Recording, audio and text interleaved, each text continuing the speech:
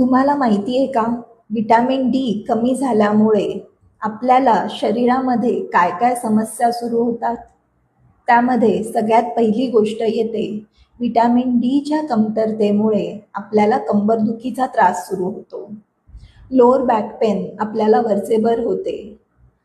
नंतर vitamin D कमी झाल्यामुळे आपल्याला डिप्रेशन किंवा उदास फील होते.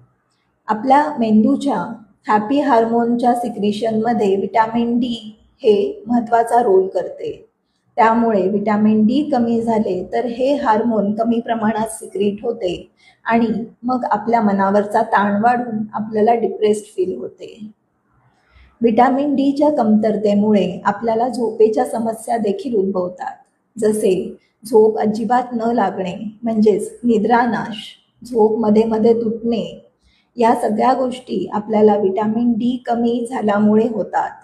विटॅमिन डी हे स्लीप हार्मोन मेलॅटोनिन बनवण्यासाठी अतिशय गरजेचे असते आणि विटॅमिन डी कमतरता झाली की मग या हार्मोनच्या सिक्रिशनमध्ये सुद्धा अडथळे येतात आणि मग झोपेच्या समस्या उद्भवतात.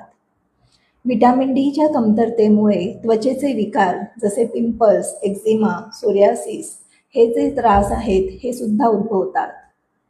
तसेच आपले विटॅमिन डी कसे आहे त्यावरती आपली इम्युनिटी अवलंबून असते. नाही तर मग आपल्याला ऑटो इम्युन डिसीज व्हायची शक्यता असते. म्हणजेच आपल्या इम्युनिटीशी जोडलेले जे आजार आहेत जसे सोरायसिस, एक्झिमा, रुमॅटॉइड आर्थरायटिस हे जे आजार आहेत हे आपल्याला लवकर व्हायची शक्यता असते.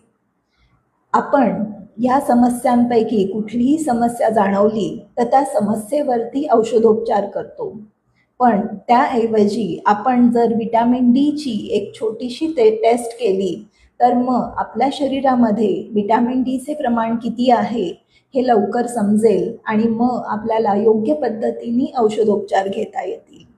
तर मग करून बघा तुमची पण विटॅमिन डीची टेस्ट आणि जाणून घ्या तुम्हाला कोणत्या तक्रारी आहेत आणि योग्य ते औषधोपचार घ्या. अधिक माहितीसाठी संपर्क साधू शकता Ayurtouch Ayurvedic clinic and panchakarma centre, Pune.